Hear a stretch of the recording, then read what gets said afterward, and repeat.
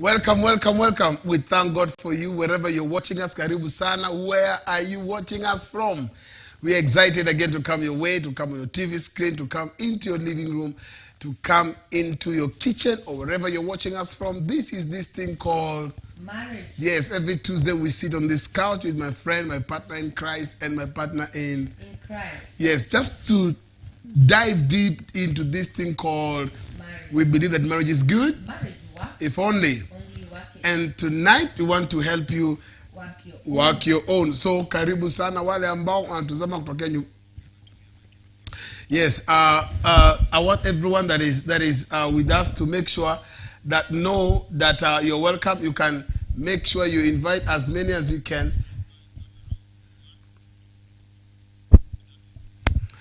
Right. So we want you to tell somebody, invite somebody, tell somebody to be part of this program tonight. And those who are watching us on social media, you're welcome. Karibuni sana.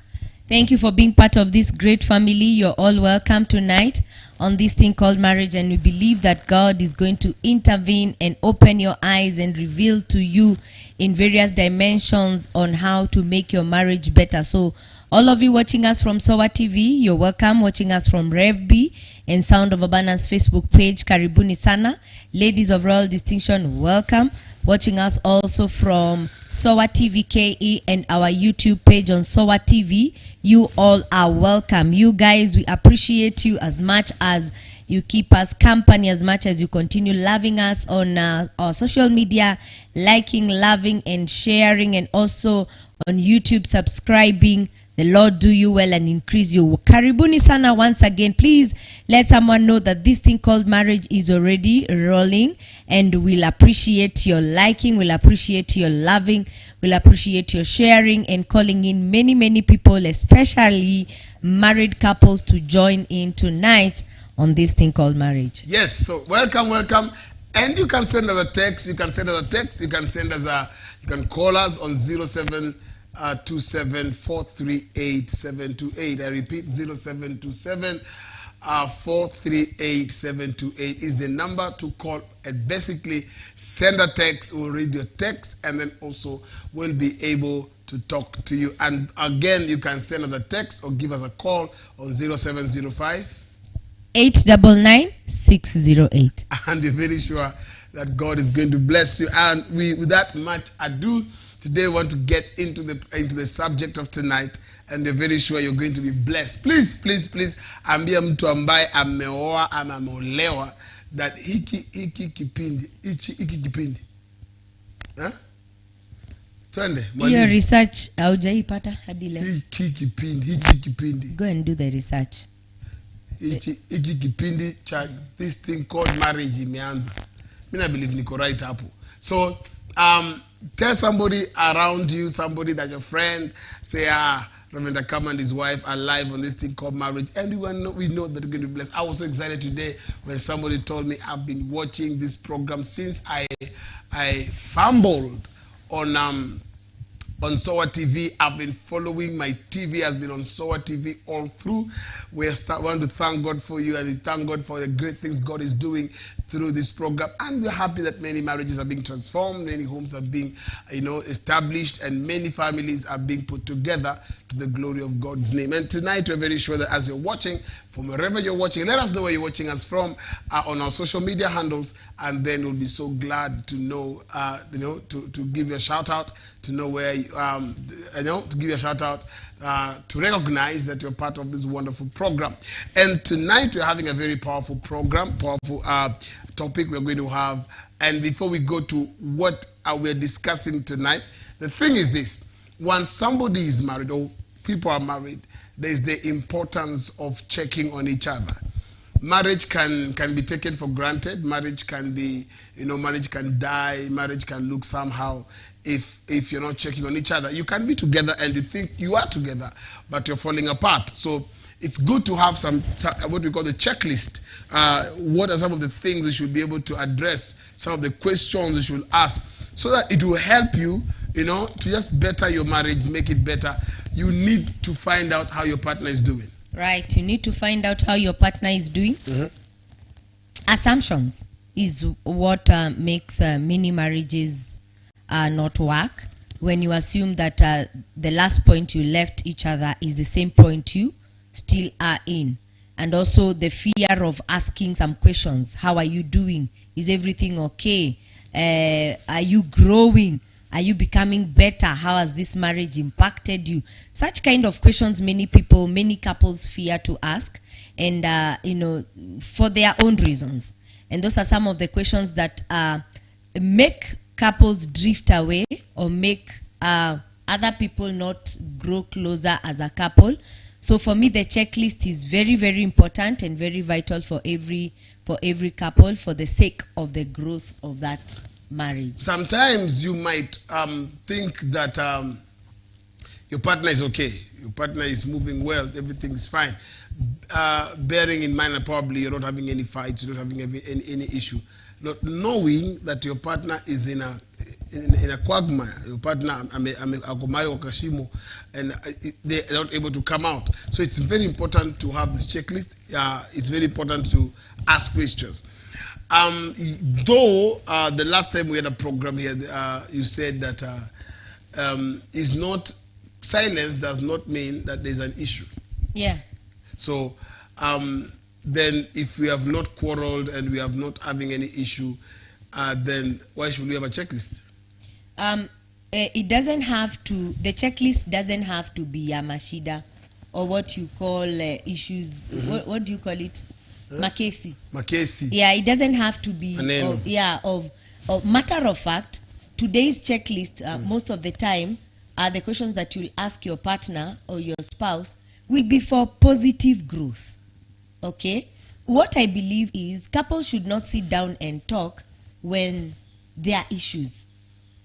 Okay? If I ask how you're doing, you don't have now to take you don't have to take the opportunity now to start complaining or murmuring or pointing fingers. It doesn't have to be. Okay. Yeah, it can be on a positive ground, whereby I'm just checking on you to know if you're happy, to know if everything in your life is going on well, if you're peaceful. How is your walk with God? Have you been praying adequately?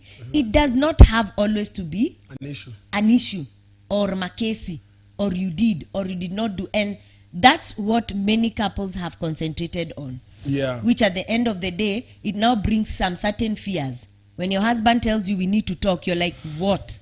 Okay, when your wife tells you we need to check on each other, you're like, no, I don't like, conversations never end well. You have that kind of mentality that is negative on a conversation. Yeah. So for me, the checklist is to majorly to encourage communication, is majorly to encourage the bonding by talking, is majorly to know where your spouse is, because assumptions is never the correct thing to do or the right thing to do.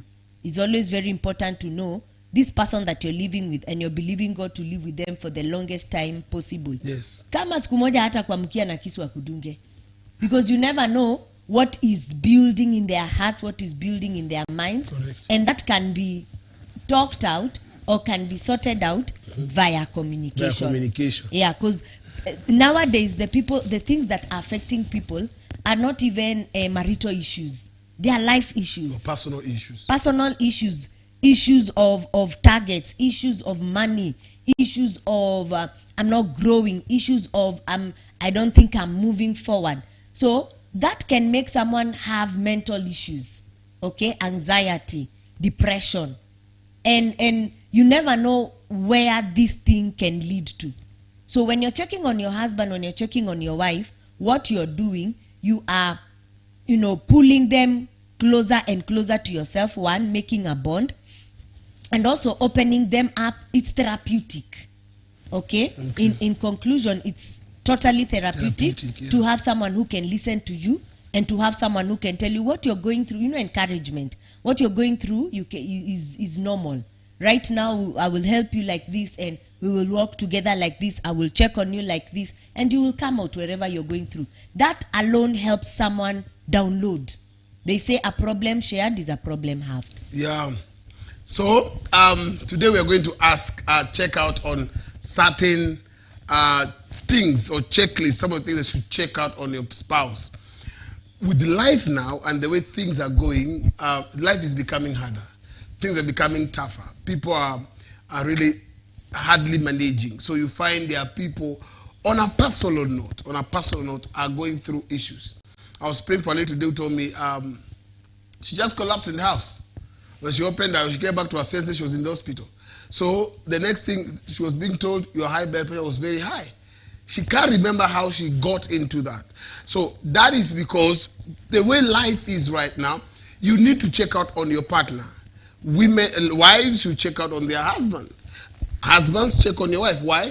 Because you might be with somebody and they're dying. And they're going through they're disturbed mentally. So they say, there are things that are disturbing them. So it's very important for you to do a checklist. Just get to know how is your spouse doing, what is exactly happening in their lives right now, how can you come in and how can you help. Like one of the things you need to ask when you're talking to your partner, or some of the there are 10 questions.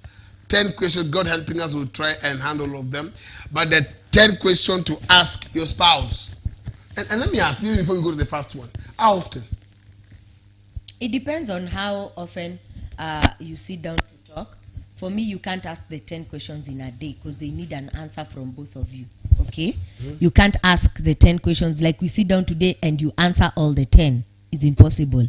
Probably even in a day, because the mind of any human being and the mind of communication, for it to be effective, yes, it should not prolong to an hour. 45 minutes at most. So how many questions will you manage in 45 minutes? Mind you, someone has been working the whole day.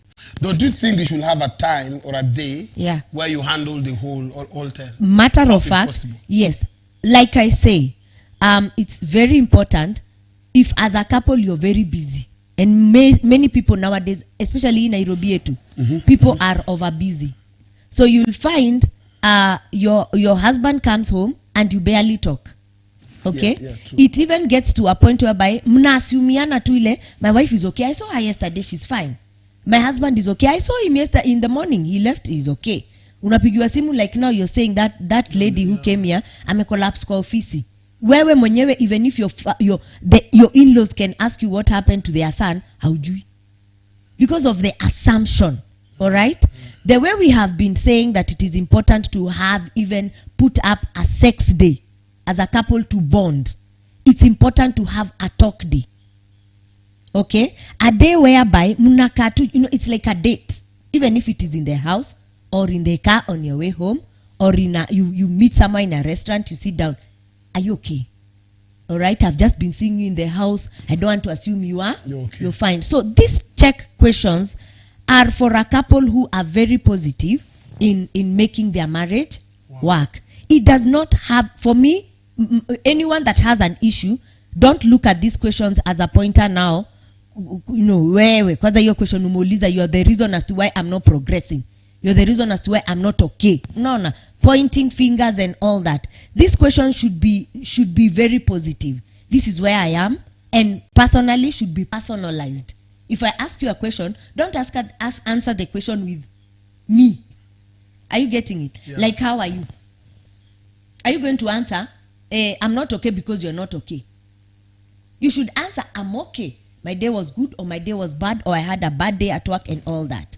Okay? So the thing should be very positive and also should be what? Should be personalized.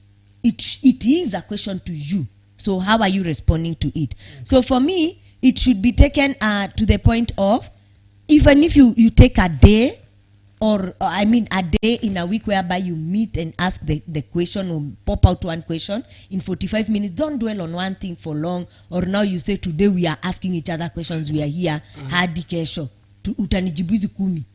Someone will get tired, What about if truly the problem is the person? That one, for me, is... like you've asked, how are you? I said, I'm not fine. Why? Only because you've been offending me. Yeah. And that is why, because many a times, couples avoid talking because of issues, right? men especially run away from conversation because they are avoiding that finger pointing. Okay, so we are trying to change the narrative of anytime we sit down is issues time by these questions. I don't know if you're getting me, eh? Yeah. But the question is this. Because now, if we start with the first question, like, how are you? Okay, probably that's the first check question. If we start with the first check question and the answer from you is already me, the reason as to why you're not okay, we've already killed the whole 9. You're never going to feel at ease for us to come and communicate with them. What am I saying in a nutshell? I'm saying that anytime couples sit down to talk, let it not be specifically, especially for wives, women, let it not be problematic. Okay? Even if there is a problem, let there be light moments, let there be light times, especially with these tough times that people are going through. Let there be opportunities whereby put aside my issues, put aside mashida, put aside my kesi, and just get to know where the other person is. You'll realize mulipoteanwa kitambo sana, like even almost 8 years, a year or 2 years back. Muko tu. You know, it is sad. It's not a good thing. But at the end of the day, that's how bad marriages have become. Yeah. So, anytime a couple sit down, si lazima ikuwe ni maishida. That's my view, and that's the positive way I'm trying to look at the 10 check questions. Then I think also when you're having, let's say for example, you have the issues your spouse. Look for a different day. Yeah. One day come and meet me, okay. But you see, I'm trying to look at it. How will it go? Because how are you? You want to know how I am going to be. And yeah, of late, I'm not happy because of what you're doing. You want to know how. Yeah, and you see, I tend to believe there's an amicable way. That's right. Of how we can handle that matter. Yeah. Without getting pointing confrontational. Fingers. Yeah. Because you see, especially if the marriage is troubled, okay, it will tend to go the negative way. And we are trying to bring peace. We are trying to bring to change the atmosphere. Yes. Okay. I wouldn't want to hear that answer if at all that's where our marriage is. Let's talk about work. So we should change that one. That's exactly what my narrative of the 10 questions is. Okay? I'll look for a day whereby I'll sit down and tell you, matter of fact, I think you need to change. And again also, we need to have a topic whereby I think should have come even before this. A topic whereby, how do you communicate? How can couples communicate amicably without pointing fingers, even if someone has wronged you in the biggest way possible? Because you see, that's where everything now goes down the hill. Yeah. Completely. Because men fear conversations. No, men, it's true. Hata wewe unajua. Hata kuna wabama wapendi kimaneno. Yeah, hawapendi maneno. Na kama usinilete. Unaona. But naturally or biologically, women are created to talk. Kwanza, a woman who you open a book for, let's talk, they can talk until morning. Because women have a part in them here that stores things. So when they get an opportunity at mzee wangu leo ameniuliza tuongee, they can talk and talk and talk because that's their nature. But men are people who are evasive. They tend to run away from a problem, especially if it has always been either pointing fingers at them or ending up badly. So we are trying to kill that. We are trying to bring a conversation that will flow well, a conversation that will end nicely. It's something that will make me look forward to talking to you next time we are having a date, even if it is once a week, something like that. I don't know, but I'm feeling there's a lot to handle before we go to the subject themselves. Yeah, but for today, for me, I feel what should have come first, before that. You see some of these things crop up. Because I'm just trying to imagine somebody saying, as we don't talk, there's no communication. Yeah, and ama tukianza ni sawa. Nitakwambia kesho. And at the end of the day, that is not right, right? It's not right because I'm trying to think. You know, my thought is there are people who are watching and they're saying, okay, but I tend let me maybe say like this. I tend to believe when you're talking about these 10 questions, these are people who have a communication flow, right? Yeah. People that talk once in a while, people that have they have a conversation ground whereby because we have also marriages people don't talk. Also, God helping us one day will handle. How do you handle a marriage whereby there's no conversation? That's exactly what I've said. We'll look for a day whereby we can handle the communication breakdown. Okay. How to be able to, and I feel it should have come first before this. But this is the mindset. Okay, it's not all marriages that are suffering. Okay, yes. Majority, if you put 10 marriages, 8 are suffering. Okay, it's a big number. Yeah, it's a big number. Or even say 9. 1 is the one that is doing okay.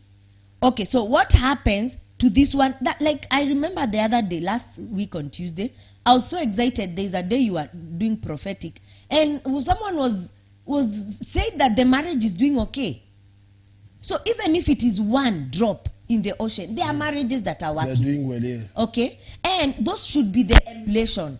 They should look at us. They should look at that one couple. They should look at the couples that we're raising in Sound of Abundance, the couples that we're raising in Sower TV, and they are admirable. So they tell them, come, on Tuesday we have a day to sit down here. The children will be sleeping by 8. This is where we have been learning how to make our marriage work. And then they find such a topic. True.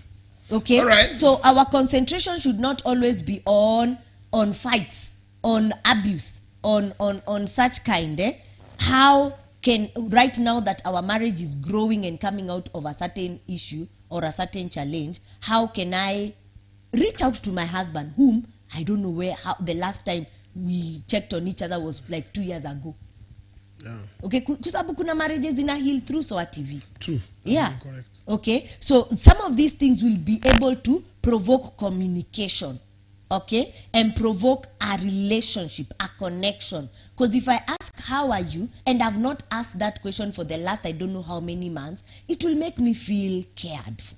It will make me feel concerned for. It will make me feel, let me talk to my friend or someone who can feel me. I've been going through A, B, C, D and all that. And do you know, without proper direction, it can spark up a wrong answer. Okay? Yes. Someone atapata sasa hapo ndio sasa ndajibu. What I've been going through, what you've been doing to me, how I don't like, how, tena imerudisha the marriage that was coming out of a ditch, imerudisha tena kwa shida. So balancing is appropriate. If there are marriages that are troubled, balance. If there are marriages that are doing well, we balance. But let's not put to assumption that all marriages are hurting. All right. Yeah. And please, tonight we'd like to know, is your marriage okay? I would like to get probably a number and be very honest. How is your marriage? Iko sawa? Is your marriage okay? Are you people happy? Are you people excited? Are you people, as in, is your marriage okay? It doesn't have to be that, as she said, all marriages ziko na moto. No. So let us know how your marriage is doing, and then we'll be able to sample out. Some people are saying, man, it's okay, us, we are fine, this is how we are. We'll be happy. 0727-438-728 is where to send your text, or 0705 899 608. All right, as you're doing that, sending us your text, we'd like to know, how is your marriage? And so the first question, when you people are a couple that you're having a conversation and you want to know one of the checklist questions, or one of the questions you'll be asking each other is like, 1, how am I doing as a husband or wife on a scale of 1 to 10? 1 to 10? Yeah. 1 to 100? It's a question you should ask your spouse. How am I doing? Yeah. As a husband. As a husband. As a wife. Well, and then your person should... Are you sure uchomi? Hapo, sasa si nitakwambia you're doing bad. Okay? And the thing is, at the end of the day, okay, try as much as possible for that answer to be received and to be given very positively. I think also. Okay? Because unajua, kuna vile utaweza jibu. Ukweni kama ulikuwa unangoja to attack. Unaona? Are you getting it? The point of these questions is to create an atmosphere of warmth, an atmosphere of what? An atmosphere of communication. Okay? I also think, even before we start asking the questions, or asking your spouse the question, you should prepare them. And you see, Mwambie, today I want us to have an honest checklist. Yeah. I think you should prepare them. No, Mwambie, don't get offended. It's just a question. yeah, matter of fact, it shouldn't offend you if your wife tells you you're doing bad. Or you ask, and then no defense. Like for us, one of the things that we believe is my honest opinion. It's honest opinion. Yeah. Hata kiumwa, chukua tu hivyo. Yeah. And then again, another thing that we believe is my feeling. Respect it. It's your problem. Yes. But it's my feel. It's my feeling. So it's I think also it's something whereby you should prepare your partner. And today I think also should even agree. Yeah. Can we do this? Can we do this? Yeah. And then and you have to, like us, we used to do it whereby we used to go somewhere and say, today we are going to have an open conversation. Yeah. And whatever we say about you, I'm not exaggerating, but it's the truth. Yeah. What I feel, and then the person will take it and no explanation. Where to go? Then the question will be, how would you like me to change or handle this? Or wow, I didn't know I'm doing better there. So one of the questions you should ask your husband or your wife: how am I doing as a husband? How am I doing as a wife? Yeah. On a scale of 1 to 10. Akikwambia 0.1? Akikwambia 0.1 ujue umeanguka mtihani kabisa. Akikwambia 5 going up, you're doing well. You're doing well. Akikwambia 50% going up, you are doing well. You're and then trying. also, and then also for me, point out something good. I think that should come later. Yeah. For me, yeah, of course. Sasa si nitakwambia kwa nini umeanguka the 5. Because if you're doing very well, you should be up to 10, right? 8, 9. Okay, tuseme hata upite mtihani kabisa ukwe 10. Well, Yeah, you're not perfect. You're perfect. You're doing well. There are people who are doing very, very well. Yeah, but let's give on a normal marriage 8. 8, yeah. Yeah, That one is a normal marriage whereby because now you're not married to an angel, let's give it to 8. And 8 is almost perfect. Okay, so if you're there, you like if you're wise also as a husband and you have gotten the 8, you'll ask what is wrong with the 2. Yeah. Or what is wrong with the 20% that have failed. Yeah. Okay, it fuels communication. Then she'll tell you, I don't like the way you come home late, or I don't like the way sometimes when you are having money issues you have an outburst on me, something. Then you take it as a pointer to outburst. Where? Then you take it as a pointer to do what? For correction. Yeah, that's the first question you should ask your husband or your wife. And when you're being asked, where say ukweli, and then as you say it, make sure you are not offended. You take it hard, but it's the truth. Number 2 question is: what are you most excited about in our relationship? Yeah. And then you be intentional about focusing on good things. Okay, right. So what are you most excited about in our relationship? Men, I can answer for you. Yeah. Yeah. What are you excited about? Most men. Yeah. Yes. So what is it? Sex. Yeah. Men, is it true? Some. Yeah. Yeah, some feel, wow, that's it. I get excited. Yeah. Or it's a good question. It's Yeah. a good question because never ever assume that everything is fine. Yeah. And see, these kind of questions can be very random. Okay. Yeah, you don't have to follow You're dressing up in the morning and you just ask, but hey, honey, what are you most excited about me in this marriage? And he'll like, nothing. So you just know you're boring. Okay, really? But Am I don't that you think boring? somebody can be Offended. No, somebody doesn't want to offend you. Sasa Usiumwe, kukwaza ikwe issue. mimi kwangu siwezi kakufurahisha, number 1. Na also I will clap my hands where you are doing well. Because why should I want to put up a face for you and you're my husband? Najifanyia nini? Najifanyia nani? Najifanyia nani? Nani wewe ni bwana yangu, you're my husband. So at the end of the day, I want to uphold you where you're worth it. I want to correct you where you're worth it. Stay kudanganya. Na stay kujidanganya. I think it's important. Yeah. So it is a random question that can, depending on the answers, can drag along or can be easy. Na mmeenda job. And you know, wow, so I'm doing well in my kitchen, so I think I should upgrade. Yeah. My husband loves my food. Or my husband told me he's not excited about anything. I think I need to pick it up on a day we talk about why kwani niko boring kiasi gani? Akwambia no, you're very serious, you don't take jokes, you know, you just too serious about life. Okay, I really want to know how the reaction. I think somebody should ask their spouse. I think random is better than having a sitting. And sitting, especially for men, we come with already built walls. And that is wrong. Those are some of the things. Yeah, those are some of the things we are trying to break by such kind of communications. You see, have we not ever gone for dates? Okay, even with the children, and we see couples seated, and every one of them is on phone. Many times. Such kind of questions will provoke a communication. Sindio? Yeah. And at the end of the day, you'll know where your person is at. And such a question is, what are you most excited about? It's a positive question. It is an absolutely very positive question, whereby the answer should provoke a certain excitement, a certain wow, you know, now we are talking. Okay? And if you're not excited about anything, say the reason. Okay. Yeah. Number 3.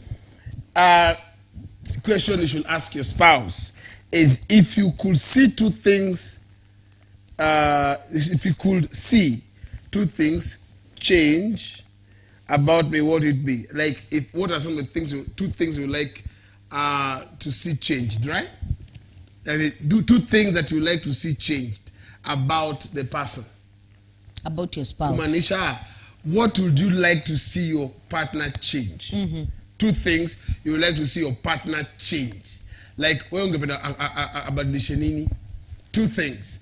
That is a very, very good question. Why? Because there are people who are just not happy with the way things are going. Yeah. Where this anger came from. So, it's another question you should ask your husband or your wife. What are mention two things that you like to see changed in my life? What would you like me to change? Yeah. Two things. No? Yeah. It's a question that will make your spouse get better. Yeah. Or be better. Yeah. Okay, so I need to change this. But also, don't be offensive. Lakini and then also find the right word. Yes, find the right way of saying it in a manner. That's why you have to be also polite and also say the truth. Okay? Is a question that I've asked you that personally I'd like to hear an answer, and even me, I'll tell you what you need to change. Because see, we are a couple, and I'm not the only one who is supposed to be changing. Again, the importance of that question is there are people, especially men, who tend to feel they are perfect and they are good. Unaona, hile mimi sinanga makosa, mimi niko sawa. Unaona, that mentality is, for me, I call it very foolish. Okay, if you get to a point whereby now you're imagining you're an angel or you're out of this world, then you must be very crazy. Okay, so for me, is such kind of a question should make you vulnerable to your spouse to hear some of your imperfections that probably you think you're a star in. Okay, yeah, like for example, you'll tell someone who feels like they are the model, like Tyson, you know, that body, you know, you'll tell them no, I think you are a bit big, you need to work out and shed some fat. Okay, politely. What do you mean big? It came from your spouse. Na wewe uko nje unajiona vile umerekia, vile uko maanza, vile unachoma watu kama jua, unaona. That time your wife or husband tells you the hard truth, the bitter truth, that honey, I think you're not taking care of yourself well, you're a bit big. Chubby. You're a bit kidogo umeongeza na unaendelea hata skills yake. Asuru unajaribu kuimake poa. Kama ni mtu ameichukulia nao positively, mnarudi back to the books. Unamwambia like for instance, just to make sure that you understand me, how many kgs were you some 2 years back? Anakuambia you're too polite. Like I tell it to you. You're my wife. No, mdu kweli. Umenona. We na we hizo sasa ndio zitafanya next time usiongee because now unaitoa na ubaya. Sio ubaya. Unaharibu. Unaambiaje mtu amenona na ako na feelings? Ni kama ni No, be polite in your statements. Umenona. Sasa nikikwambia umenona utasikia vizuri useme nimeambiwa nimenona. Okay. Tuweke hivi umeongeza weight.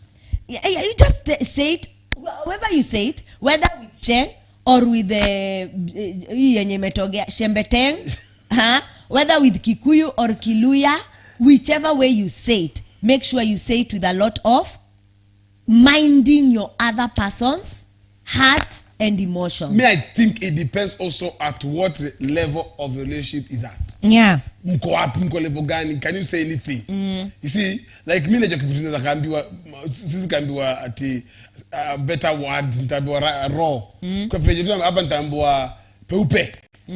You see? Yeah. Like for example utaambiwa au utaambiwa na ndio utaambiwa ndo kaoge. But I think also it depends on where your relationship is at. But you must make sure your partner understands what you're saying. Yeah. For me, some of the things that also are very insensitive is when you have an insensitive couple, when you have an insensitive spouse. I think those things you should tell them in only two of you. Na sasa simko tu wawili kwani mnaenda katikati. You see there are some jokes that are wrong and very bad. Where you're having a party for your friends and they have come with their wives and you're also with your wife and maybe wako kwako, then you say you're commenting on your wife's body and you say I have a mama pig with me here, my mama pig, and you see people will laugh and think it's a joke. That time you've downpoured her emotions completely, hata anatakao watu aende akalale. Unaona, some couples or some spouses are very insensitive, so such kind of questions, they are not to be asked on a table where kids are or in front of auntie or in front of colleagues. Ni mkiwa tu wawili, random questions that will make the two of you talk, and then the response and the answer should be very open, because tunafichana nini na tuko wawili? Don't we know each other in nakedness and in clothing? We know each other. Yeah. So what are some of the two things you would want me to change? Okay. And you like because it's a question that has come random, and you think of some of the things you've been observing and probably you've not gotten time to talk about them, and you talk about them. You mention them with a lot of respect, with a lot of politeness. Na wewe mwenye unaambiwa be mature enough to receive them positively is a correction from your spouse. Okay? And look at them with the eye of they want the betterment of my being. Like if your spouse tells you you've added some kgs, okay? Afadhali aanze kukuhanya huko nje na tumtu tulikuwa your same size. Afadhali akwambie. Yeah. Akwambie ingia gym and I'll take you. You see, even your response will propel him to become better. Atakwambia, now if you're struggling with food, okay, I'll check on you. Nitakuwa naangalia portions zenye unakula na nini unakula na hata tutaingia gym pamoja. You see, now you have a check partner. Okay, which probably within a year hata ungekuwa umepoteza hiyo kilo, but now in a few months, because you have someone who is, right on your back and telling you, yes, you've reduced 1 kg, we are doing well. Nowadays you're not eating 4 sausages, you're eating 2. So at least you have someone who is celebrating you in a positive way. That is marriage. Marriage does not have to be issues, fights, conflicts, digging each other's eyes, pulling each other's hair. I have a question. Yeah. Baba Kinuthia, wameka 40 years. Yeah. Their marriage is kama ile ya shamba. Ile ya shamba. Hakuna babe, hakuna ni mama Kinuthia, baba Kinuthia. Yeah. Can this also work for them? Yes. It can work for them. I'll give you an example of the Coplans. I was so excited. I don't know, there's something that leaps inside of me when I see a marriage that is working. I feel good. You see that ray of light of at least there's someone. There's hope. Yeah, kuna ya ule inafanya kazi. Unaona. The Coplans turned 60 this year. And if you see those two people, even when they are on live broadcast, they look like they got married yesterday. So such kind can work for them. And I'm even sure Yeah. So inategemea venye mmekuza ndoa yenu. Your perception of marriage. Yeah, your perception of marriage, and there is no moment you can never learn. Wow. There's no moment. Yeah, there's no age you can never learn to become a better husband or a better wife. Even someone who has been 50 years or 60 years in marriage and is listening to this program can take up this thing and make their marriage for the next 40 years. True. Because we are believing God they'll die 100 plus. For the next 40 years, the best 40 years, aside from the 60 years, like when they are dying, they die holding hands. Okay. The sweetness is still there. Yeah, the sweetness will be seen. So there is no point whereby a couple can never give a 360-degree turnaround and say, I want to make my marriage work. And such kind of questions can work to any couple. Today we'll go to number 4. But I don't want to forget something that happened today during my appointments. So I think I will ask it somewhere towards the program. Yeah. So please get ready. I have something. It's annoying. At the same time, it's exciting. Sometimes I'd just like to hear Akama. I told the lady to make sure she's on tonight so that I can ask the question so that people can give a question, an answer. Yeah. Number 4. And also, if you have a question like we have been doing for the last Tuesdays, kindly send in your question, a concern, something that is happening in your marriage. And you'd like us to handle? Yeah, on 0705899608, or also you can send it on the social media. We will handle it for you before the program ends. Yeah. Number 5, number 4. Another question you can ask your spouse is, what ways can I honor you more? I mean, you're gonna come at 5 ways you can honor me. No, Joyo, now it is a question that is now personalized. I need an answer that is yours. Yes, me. Because ni wewe sasa unataka, what can I do as your wife to honor you?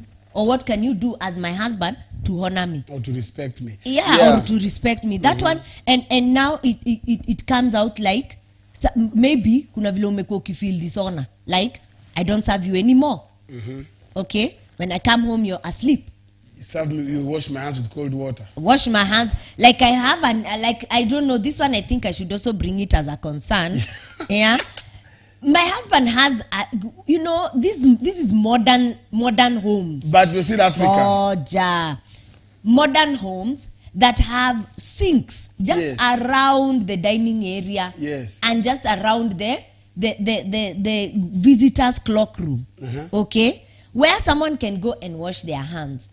My husband is this African man who still feels that with all that, men's hands should be washed. Not men's hands. His hands should be washed. Men, do you agree with me? And I'm like, what was the use of the sink? It's cold water. In the dining area. What was the use of the clock room that has running water? It's serving your husband. Yeah. So I think probably you can advise me. Maybe I'm the over modernized kind of woman. I believe in the old tradition. You people wash your husband's hands even with that sink in the dining area, or even with the clock room, in the sitting room. Would you do that? Because for me, I tend to feel ilikuja kurahisishia wamama kazi. Hii tabia ya kuosha mkono na maji baridi, alafu uko kuosha mkono urudi ukae uchukule. Sasa kwa maji moto. But anyway, let's hear your thoughts. Please let me hear your thoughts and I'll change. Because you see, those are some of the things probably if I wash his hands with warm water, he would feel more honored. I don't know. Yeah. Maji moto. Yeah, and me, what do you think would make me feel honored more? I don't know. Sasa si mimi nakusemea zako. Hiyo is my personal. Hiyo ni question nimeleta. Sasa mimi nimekusemea zako basi haya tutaulizana later. So what would make you as a husband feel more respected, and as a wife feel more honored is a question that can trigger communication. It can trigger you have not been doing. But don't be sarcastic and or override. Don't say things that are outside the moon. Yeah, like we are just some queer things. Yeah, no, there are people. There are things that you can be told when yeah, and you see what one of the things that these questions will do, like already as we are talking, they tend to bring a certain connection. I don't know. they tend to bring a certain connection that Draws you closer. yeah, draws you closer. As you're answering those questions, you're like feeling, this is it. This we have not been communicating. I don't know where we lost it at. Such kind. Number 5, question you can ask is, what are your greatest fears about us? Yeah. Me, your question, I don't think I would like to ask. Yeah. Or to be asked. There are so many fears. Yeah. And they cannot be good. So Yeah. I think that one, me, I don't think I would want to be asked that one.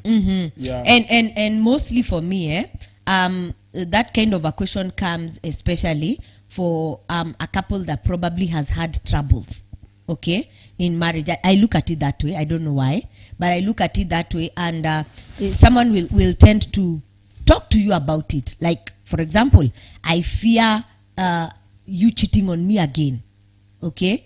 I fear one day that we might not have this family together with the way things have been going, okay? And what it should open your eyes to as the couple, as both of you, because now that question is standing in between. In between, yeah. Yeah. What should happen is you should take it as a pointer to make the marriage become better. Okay, especially if you're the person that was the culprit, was the person in question. Yeah. Allow me read this one. It sounds interesting, huh? Allow me read this one, then we go to the next one. Somebody just answered us. This Pastor Grace says, the other day I brought him water to wash his hands and responded, are you okay? Hey, okay. I think that one has not been done for a while, so Yeah. we shocked him. That's so interesting. You didn't answer me then. Huh? Do you think is too demanding? For me, I tend to feel amka tu una mkono. Pana. As in, for me, that's me. I think today I need also counseling. Yes. If at all Amka I need to change on it, probably I need to, because there's too much water at the proximity of stretching your hand. Do it. Stop giving mama a lot of extra as you're cooking, extra just work. warm water. There's kettle. You see, if it gets to that point whereby it will make you really feel good, it's not a big deal. Yeah, it is not a big deal, but that's my tendency. I tend to feel hapana, hii nao pia inakuwa slavery mambo leo. Now, Yeah. allow me, because of time, not to go to point number 5. Why? Because our time is almost. But I want us in the next maybe 20 minutes to discuss something that happened today. Not that somebody came to see me today being Tuesday. Can we go there? Probably the next 5 we'll handle next week. Allow me, so that I can bring out this one. No problem. Okay. So there's a question that I want us to make it like a discussion. I really want to get an answer. Maybe, I don't know. But before we do that, I want to go to a short break. We'll be right back. Don't go far. Just grab a cup of coffee, maji, ama nini ngine. Dinner if you're those that eat at night. Ama uji. So please don't go far and tell somebody, I want you to respond to this issue. Please usinyamaze. I want everybody who's on social media, those who are watching from home, give us an answer. We're going for a short break. We'll be right back. On the 18th of this month, June, all roads lead to the Ladies of Royal Distinction monthly meeting at the Lord's City Sound of Abundance Church from 2 p.m. prompt. I decree and I declare, by the unction of God upon my head, every shadow operating upon your head today, that shadow catches fire. The theme of the meeting shall be, O God of Hannah, hear my cry. Wherever people had checked you out, the Lord is about to check you back in the name of Jesus. This day, ladies will gather to raise a cry to God over every challenged area of their lives, and indeed, the God of Hannah shall hearken unto them in Jesus' name. Any demonic power from my father's house, die! Our meetings are characterized by a great move of the Spirit in the Word. Human form shadows operate with what I call manipulative spirits. They put you under their spell and make you their puppets. Before they meet you, they will die on their way. Intense prayers and the touch of the hand of God. Powers in my mother's house.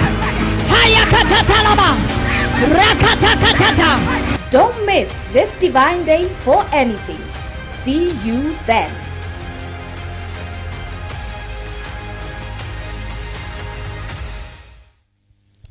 Welcome back. We thank God for you. Thank you for joining us live on Sower TV, live on Facebook, live on YouTube, and live in your living room from wherever you're watching us from. Every Tuesday, we call it Terrific Tuesday. Me and my friend, my wife, my partner in Christ, and my partner In Christ. Yes, we sit down on this couch to discuss this thing called Marriage. Because we believe that marriage is good. Marriage works. If only. Only you work it. Yes, Karibu Sana, welcome back. I'm so excited that you're part of us today, and the Lord is going to bless you as you are joining us again. Maybe those who have just joined in, we want you to pay attention, because I have this issue. Today, I was seeing people one-on-one. Maybe we appreciate the people who've commented. Okay. Like this one says, "Hi, I'm Mary, tuned in from Tala." Thank you. God Welcome. bless you, Mary. This one is saying, "Hi, Pastor Juliet and Rev Akama. I'm peace following from Kajiado. I'm not married, trusting God for a life partner." God will give you one. Amen. Yeah, and also someone on this other line is talking to us and saying, "Are you proposing something like a couple's baraza? And his name is Anthony. What exactly do you mean? Kindly, if you can come out a little bit clearer, we would be able to understand you better, Anthony. Kindly do so, and we will appreciate you more." Yeah, somebody is saying Joy Modoni, Joy from Rongai. Following from Rongai. Thank you, Joy. God bless you. Now, I want everyone that is watching us from wherever you're watching, Nairobi, out of Nairobi, on social media. I want you to give us your thought. Now, every Tuesday, for those who have probably come to Sound of Abundance, you know that every Tuesday we have prophetic appointments. I pray for people. Then after that, I see people one-on-one. There is one lady who saw me today. Let me give you this. That's why I wanted to take more time so that I can make it better. You can get me. Then you can get your feedback. Please listen to me very carefully before I throw it at the woman of God, so we can get the right advice. Probably this lady is watching.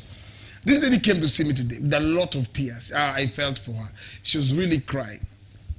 And this is what happened. There's a place where she lives. She lives somewhere in Kikuyu. And she was coming from church. And then the husband had given her some money, like 300 shillings. So 200, according to her, it was her offering. And then 50 bob transport, then 50 bob back home. So she went to church, gave her offering, had a wonderful time. On her way, she was kidnapped. So this guy kidnaps this lady and takes her in the area. There's a certain bush somewhere. I've not been there. And when she was taken inside the bush, this man began to beat her up, tied her hands, began to beat her up. So maybe the guy thought that she has the money. The woman had the money. She's married and she has one child. And so she was really beaten. She pleaded with the man. The man said, "I'll kill you today." And so when the man checked her, found out that all she has was 50 bob going back home. So the man was slapping her the man had a panga. It was bad. And as she was talking, she was really, tears were flowing. And then she was really beaten by this guy. And then the guy ripped off her clothes downwards and then tied her legs, and you know what happened, and the man was raping her for hours. And so this lady, the guy was all this time on her, just doing his crazy, creepy things. And the girl was begging for this man to let her go. And when she gave birth, she did it through C-section. So the man was gonna cut apple. The woman was done as CS. Can you imagine the pain? And she was crying and she was begging for her life. After an hour or two, The guy told her, I will let you go because you said you have a small child. I will let you go, but if you scream, I will kill you. To make the long story short, the guy left her, and the guy tied her. So the guy loosened her, and the guy walked away. Said, if you scream, I kill you. The guy went away. This is a problem. Now, she came home, she could not talk to the husband about it because the husband never wanted her to go to church. Anyway, she told her neighbor, and the neighbor called in the husband and told the husband what happened. And from that day, the husband is cheating on her. What do you call? Okay, the police have not found the rapist until today. When she goes there, there's nothing's being done. It's now months. But the husband has turned into cheating. Cheating. And the woman is dramatized 20 times. She's feeling my husband has not become another wild dog. You know? And she's in pain. One, the rapist has not been found. Two, what was done to her. And the husband is cheating, and the husband is saying it's because of what she went through. What is your thought? What do you think? Even men, what do you think?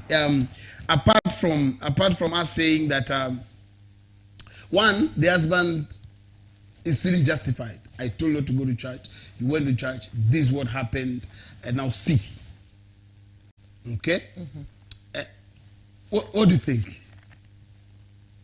Well, let's hear your comment. That thing disturbed me a bit. I felt for that lady, but now the husband no longer respects her, listens to her. The marriage has become sour, very, very sour. And that's where the things are. And the man has become such a wild animal, just a wild everywhere. That's the other day, the woman came back and found the husband had just slept with the house girl. Just terrible acts. What do you think the woman should do? She loves the husband. She doesn't want to raise a child alone. Yet the husband has turned into something else. What do you think? What do you think about that ordeal? I felt, my prayer was that this wicked man will be caught. But it's months. And she told me she feels like the police needs a bribe for her. As in, nobody's taking a case, heavily, because probably also she's financially challenged. One, it's dramatizing, right? First of all, to clear the air, is the lady from our church? No. Was she, or did those things happen when she's from? Not from SOA, by the way. Yes, please. It's very important. Not from here. Yeah. She goes to another church. She goes to another and usually on Tuesdays is interdenom. Yeah, Tuesdays interdenom. But this is not a member. She just follows us on TV and social media. Yeah. So she came for prayer because she's feeling confused, wounded. She's not gotten over this thing, and the marriage has made it worse. So what is your take? What do you think our sister should do? What do you think? I don't even know how to ask that question. Yeah, it is also perplexing for one that is hearing it, because you expect that such kind of a thing, the woman should get support from the husband. You only supported for maybe the first few days. Yeah, of which now, according to your story, there is no support at all. Matter of fact, is making the wound even harder. Okay, so it is tough. All right, but with the kind of attacks that are going on in homes, the devil could have used that loophole to open another, to make matters worse even in this home. But all in all, it was not her wish. No woman would wish to be raped. No woman would wish to be raped for hours by a stranger whom you don't even know him. And those people don't use protection. At all. They don't use protection. So who would want that for themselves? Nobody would want that for themselves. So it was just a bad happening that happened to her outside her wish or outside her desire. But at the end of the day, the person who should give her the biggest matter of fact, the first person she should have come and spoken to should have been the husband. So that tells you also that marriage is troubled. If she ran to the neighbor now spoke to the husband, that tells you there's an issue. there's an issue of trust, or maybe there's an issue of closeness and friendship. Because kitu kama hiyo, the first stop you get, whoever you get a phone from, you call your husband, okay, and tell, this is what has happened to me, I'm in so place, I'm naked, come with clothes, come pick me, take me to the hospital. And then probably now in a safer place, you know, that should be the first person that you run to. So it is unfortunate and sad that that's this person now giving the second trauma. Because I'm thinking, if the guy has not been caught, Yeah. what has the husband done? There's nothing he can do. This is There's Kenya. a lot he can do. You see? This is Kenya, my dear. And you know beyond that, that some of these things, who will put their hands to do, you know, if you've not given good money for the thing to be followed up. Even, that's what I'm saying. Yeah. There's an extent as a husband you'll go just to get this perpetrator, you know, caught. For example, okay, it's the money you need. Here is the money. Okay? Even you as a person, me, I will walk, God forbid, I'll walk in that area to cut that evil, that wicked man. You see, there's some, for me, I'm feeling it's like the husband, he didn't touch him.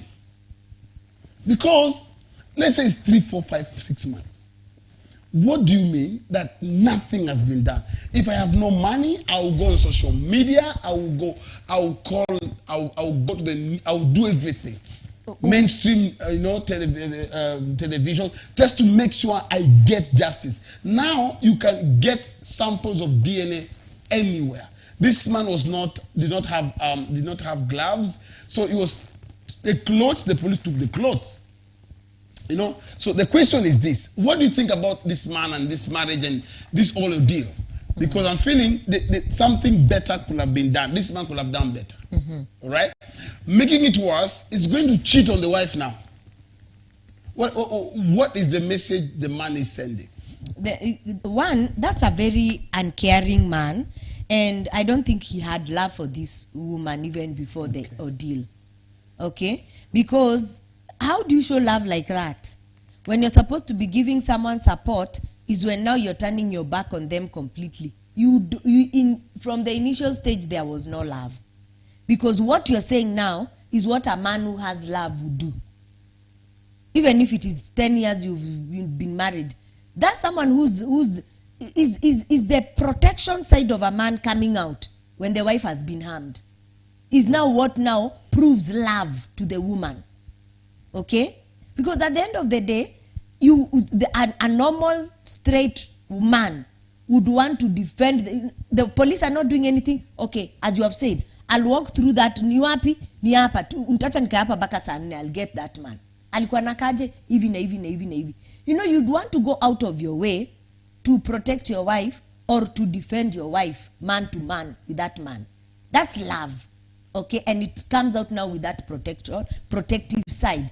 But now this one that is now adding salt to the wound is automatically telling you akwa na upendo ya huyu mama. Na sasa he's using a whip, the whip of nilikukataza usiende kanisa. And probably the next question would be, I thought your God should protect you. You know, why did you have to go through what you went through? It's because God was not with you, and I told you. So kufa kifo yako, and another man has slept with you.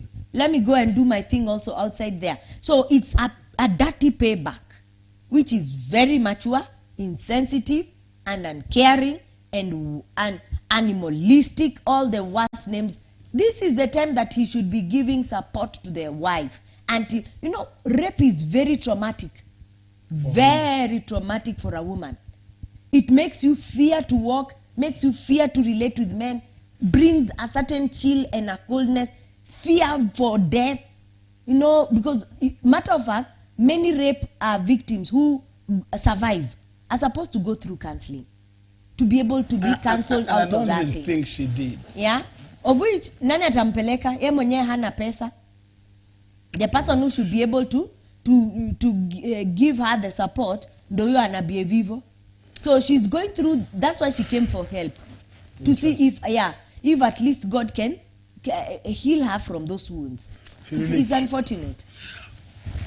I want us, probably we are off topic a bit, but I would like us, just maybe in a quick one, talk about the place of protection. Yeah. The place of care. You know, apart from your wife or your children being armed or being, you know, being done something wrong, there's that part whereby every man should protect their own. Every man should protect their children. Protection is a show of love. Yeah, it proves love.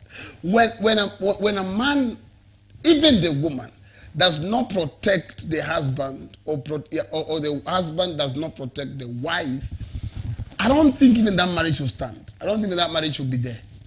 Because, like, for example, this woman, she's walking around, the husband is angry with her, the husband is cheating all over, and the other day it was the house girl, and no justice for the wife. Instead of using all the resources he has, the mind, everything, he's the one who's doing it. So I think that man does not know the protection side of the man. Yeah. And you see, where the times we are living in, things are happening. Things happen. Every man must defend and protect their own. If you're calling this woman your wife, protect them. I felt that, and even a man going out of your way to rape another woman, to rape a woman who's not your wife, you just judgment will catch up with you. So tell us briefly on the what happens to how important is protection to a woman? Protection, emotional, physical, whatever. Protection is what she cannot be able to do for herself because of her physical nature. So when a man comes in your life, is the cover. Okay, is the protection. Even the Bible calls him the priest of the house. That is to show where he's placed, the head and the priest of the house. So at the end of the day, if you're the head, mwizi akuji na mimi ndio naenda kudili na mwizi ukiwa umejificha chini ya kitanda. So at the end of the day, the protection, how a man or a husband comes out to defend the wife, even aside from this story, even defend from the in-laws, even defend from a boss. Okay, like I had a story from my father in the Lord when they were starting life. Dr. Becky was harassed by a doctor because both of them were working as doctors, and daddy went to fight a doctor in the hospital, ngumi, because someone had harassed the wife. She came home crying, and the daddy asked mommy. At that time they were just working as doctors, and the question was, what happened to you? Why are you crying? And then she said, so and so has harassed me and done this and was rude to me and all. Apo, she didn't even sit down. Bring your hand, let's go back to whoever has harmed you. And daddy went there to deal with the man. That's love. That proves that's a sign of you don't touch my own. This one is me who defends. She may be weak, but you as a man, we come face to face, we handle this thing. So protection speaks love in very big volumes. It might be your husband is tiny and small and probably ngumi haiwezi toka, but just coming out and to defend you is yeah, you know, kuna wengine pia unaangalia hivi unaona hata you can do a better job. Yeah, and still he should get his honor as a husband, but at the end of the day, the defense, and he's coming out to speak on your behalf as a wife, is now what speaks and spills love to any woman. And when you lack it, for lack of a better word or the best word possible, you're a useless man. Because even mwanaume si maneno. Si trouser.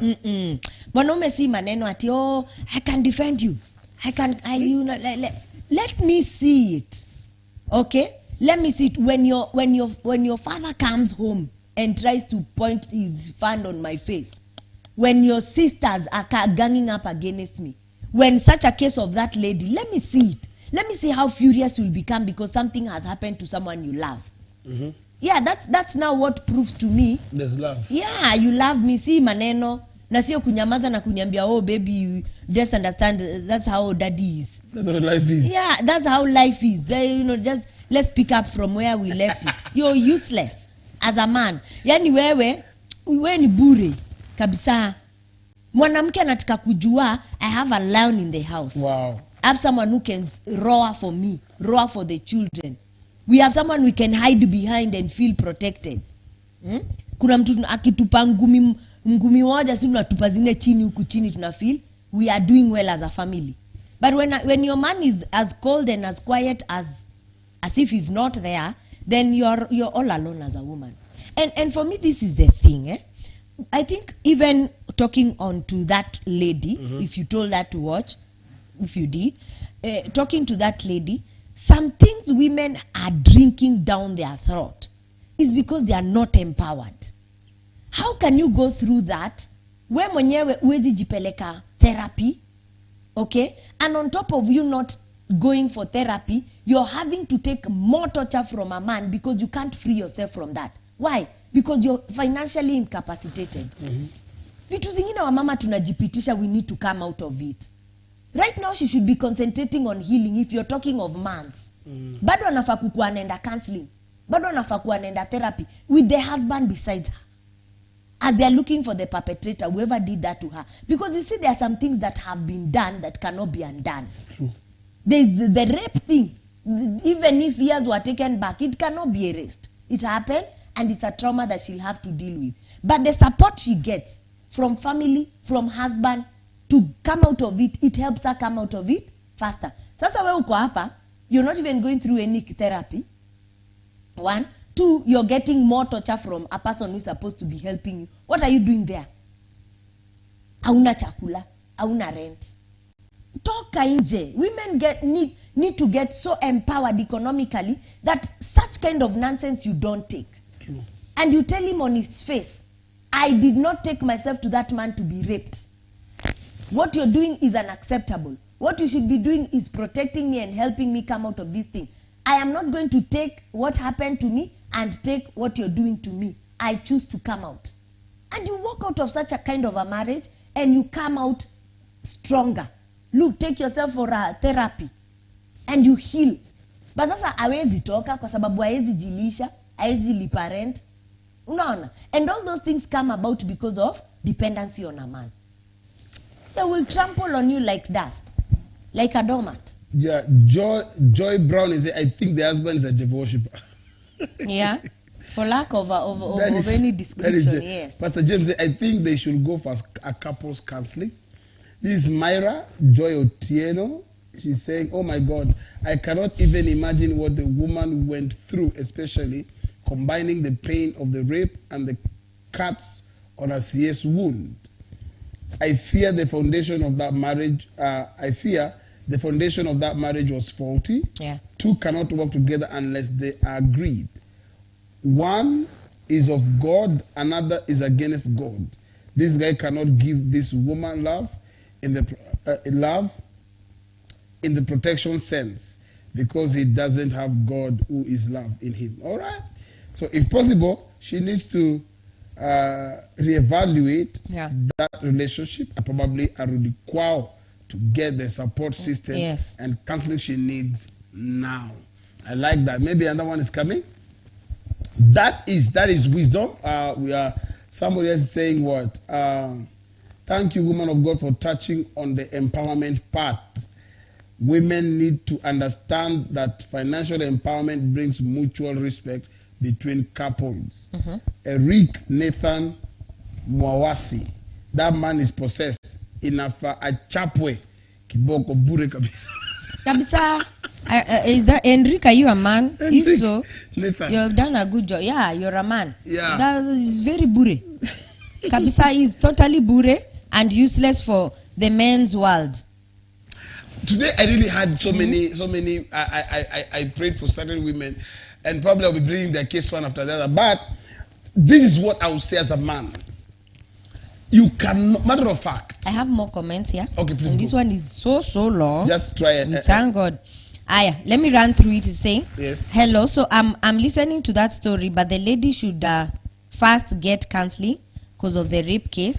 then could as well go for a couples therapy if husband agrees. If not, she can flee, because wow, that's too much to deal with, considering even a child is involved. Besides, the man should try and be strong to help her through it. I mean, she was just from church.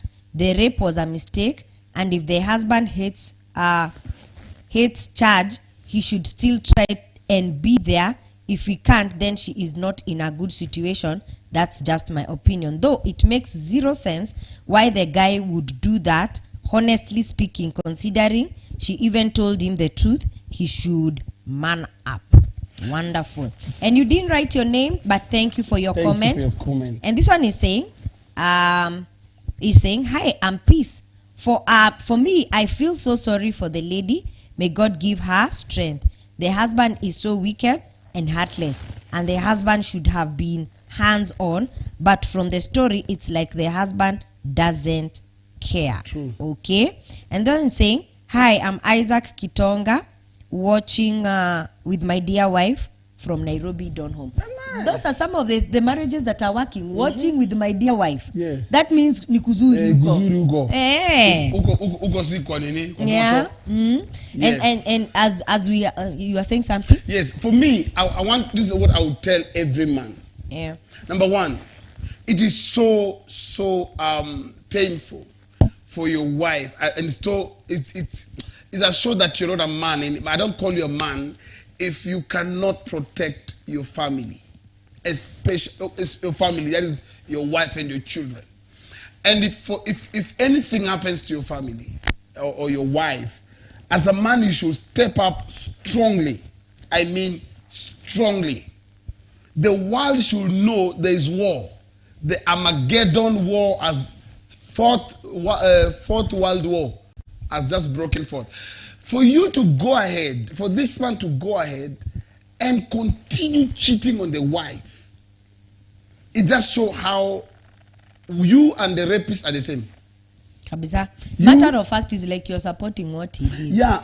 What are you telling your wife? Were you happy with what happened to her? Men, let's not be people that we only wear trousers. Let's protect our own in the way it should. You know, it is wrong for a man not to take care of the wife. Even from your own self. Even from your own self. You definitely know you're stronger than her. Why not walk out? Protection is not only on people outside. It should be even against yourself. You should be having enough self-control to be able to say, this one way it's going, let me walk out, or let me go. That is one. Two, this is my belief. This is my take. Any man that is married should not cheat.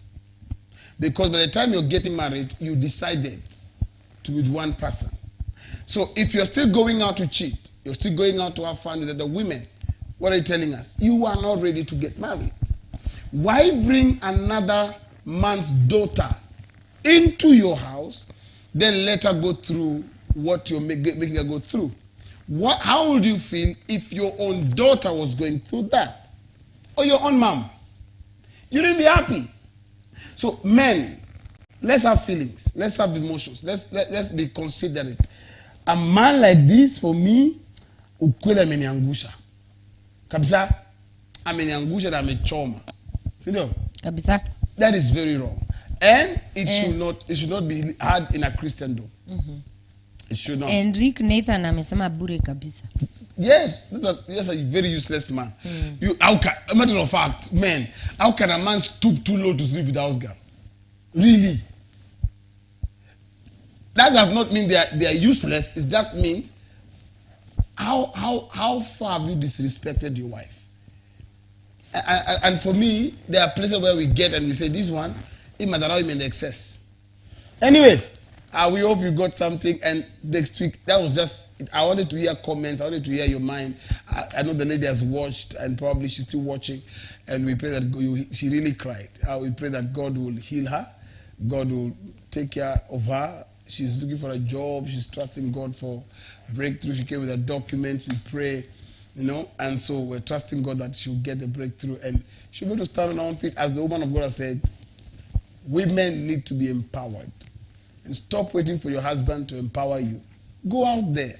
Look for what you can do. If your husband is good enough to empower you, why not? But if he's not, don't sit back and say, I'm waiting for the day my husband will get that loan. Then he gives me half of it, I do business. Go start selling granite. You know, sir, one thing that I never used to like, that is a statement that most of the time comes from my husband. He usually says that not every woman can be slapped. Yeah. Okay? You can't slap someone that has 1 million in their account. You can't slap someone that has an account. It's the painful truth. Yeah. Kuna wale wana downlookiwa because they do not have. Like for instance, for her, she will be mishandled and downlooked and downhandled and everything wrong, you know, will happen to her because she has been, yani ako tu na mashida zinamsurround. Unaona? But in any case, I believe such kind of a woman, probably if she would have been raped and she can be able to stand up for herself, she has some hundreds of thousands in her account, na jipeleke therapy, na that man wouldn't behave like that way. I believe so. Yeah. So the truth is, women need money, and your own money. Money gives you a voice. Money makes you powerful. Money gives you power. So money inakupea sauti. You know, there's a way you can't just be poked on your nose and on your forehead when you have some coins for your own self. Si za kupewa. Because ya kupewa utapewa. Manisha kupewa si mzuri. Ya kupewa ni mzuri ukiwa na yako. Like for instance, you earn 50,000 and then your husband comes and give you 20,000. You're doing great. No. But the point is, what are you making for yourself? That is what will earn you respect. And that one I say passionately. Because most women are eating chow. Many women are suffering in bad marriages. Because of what? Because they can't walk out. Because awana rent, awana chakula, mtoto tutachungaje. It shouldn't be. Marriage should be enjoyable. Yeah. Marriage should be a place whereby ebu tukae vizuri. Do you need me? Do I need you? You know, it should be a point whereby it is a pointer of agreement. Yeah. And a point whereby we need each other, and this marriage, we are here to work it out. Sio atunansaidia. And most of the time inabakingi unasaidiwa because hauna. But even that, Yeah. it shouldn't be so. Husbands should not take care of their wife or mistreat their wives because they don't have money. Matter of fact, what you have ni yenu, si yako. Because kama jakusaidia kutafuta, amekuombea. And I'm telling you, men have become beasts. And the truth of the matter is, women are even becoming worse. Becoming worse. Because they are learning from very tough classes. Very, very tough classes. In some years back, you wouldn't hear women cheating. Kwanza, it was unheard of. Yeah. You wouldn't. It was totally unheard of for a woman that ana cheat. Nowadays, they have perfected the game. They are cheating to get money. They are cheating to keep themselves. They are cheating to be happy. They are cheating to get sex, because men have gone out there, they are cheating with other girls, they are having sex, but then wakikuja kwa nyumba, there is no sex. So huyu ametafuta ka SpongeBob. Anamsaidianga. Adidi? Kasponjo. Ametafuta ka kijana ka kepesi kadogo hivi kakona 10 years downwards. Kanamsaidianga tu pepeta huko nikipepeto huko. You know, it has become that bad. And because men are becoming worse by the day. Women are learning and learning the wrong way. But is that what we are calling marriage? No. That is not marriage. Yes. And it shouldn't be so. Should be so. Yeah. But one of the things that I want to encourage women is get your own money. You Good. need it. Our director is saying we are way out of time. All right. On the same note, we want to welcome every woman watching for our Saturday service. This is a monthly meeting for women. I will be there. I'm not a woman, but I will sneak in. I will be ministering with my wife. Tell us briefly, maybe in a minute or a sec, on the Saturday meeting. This meeting is a must attend. Yeah, I'm seeing some messages coming in and they were drawing me. Saturday is our monthly women's meeting. Ladies of Royal Distinction is a women's ministry in Sound of Abundance Church. And we usually have monthly meetings every third Saturday of every month. And this Saturday being one of them, we've been having 30 days of prayer rain. So when I was believing God for the theme of the meeting, God gave me the theme, "Oh God of Hannah, hear my cry." It's also a moment whereby we'll gather as women. This is what I say. In church, when we are gathered, there is kujifinya finya. Okay? Those ones of, I can't cry, I can't shout, there's a man besides me, kuna tuaibu. But when men gather by themselves, there's a way wanajiachilia. There's when women gather by themselves, there's a way they power themselves. Because there's nothing to fear. You're my sister. Okay? So, "Oh God of Hannah, hear my cry" will be a continuation of what we have been doing for the last 30 days, prayer rain. So we'll be crying out to God on the challenged areas of our lives as women. It's gonna be pure prayer and pure deliverance. We'll be laying hands on women who are having various challenges, women who I get so many messages every day saying, "Woman of God, I'm going through so much," on church lines and on inboxes. "I'm going through so much, I can't bear a child, and my husband is getting pressure from the in-laws." That's the day you come. Yeah. You know, that's the day you come. We believe God that yo kudhihakiwa. You know, like Hannah went through it. Yeah. Okay, it will end. God will give you your own Samuel. Women have been going through challenges, financial challenges, like our sister, the story you're telling us. And they are having to take a lot of nonsense from husbands who are demonic. Yeah? And because of what? We don't have money. Okay? Women are going through so much. So that very same day will be a day specialized. Just cut line, you know, for us as women to cry out to God for every area of our lives that has been challenged. And there are some areas that God has given me that we specially handle, that we will handle that very day. Cry. Yani, it will be where your style, go on your belly, go on your knees, lift up your hands, pray screaming, whichever way that God will be able to hear you. Like he had Hannah. That same God, together with the God of Reverend B. Akama, will be able to come through for you and give you a testimony tagged on the 30 days of prayer rain. Every woman, please, and I'm talking to husbands, allow your wife to come and pray. Allow your daughter to come and pray. Allow your sister. Matter of fact, men, you should be campaigning for this. Make sure all women, this place should be flooded with women. Sometimes these prayers, most of the time, these prayers will open certain financial doors that will change your life forever. And we are really sure God will bless you. Our time is up. Again, before we close, we're waiting for you, waiting for the numbers to build up. We are having our marriage court. This is a program where we're coming up, whereby you say, "Man of God, me and my wife would like to come for the marriage court." It's not a same as Dr. Narangi. It's a place to make sure. It's a panel whereby we're just talking about marriage, and probably we disagree on some views. We see these things differently. Men see things from different perspective, women from different perspective, and they're saying we'd like to be in the marriage court. Please send us a text or call us or inbox us in all the numbers we've given you and be part of it. It's going to be very, very grateful, and God will bless you. Right, because of time, we want to close it from there. Every Tuesday, we believe that as you joined us today, God has really done something. Your marriage has been restored. Your home has been built. Your children are happy. Your marriage is on the right track, going the right direction, and the Lord will bless you. And we want to encourage you, as we always say, as long as you're not dead, there is hope for your tomorrow. Yes, and keep watching Sowa TV. Touching lives with the power of love. God bless you, and have a beautiful night. Good night. Bye-bye for now.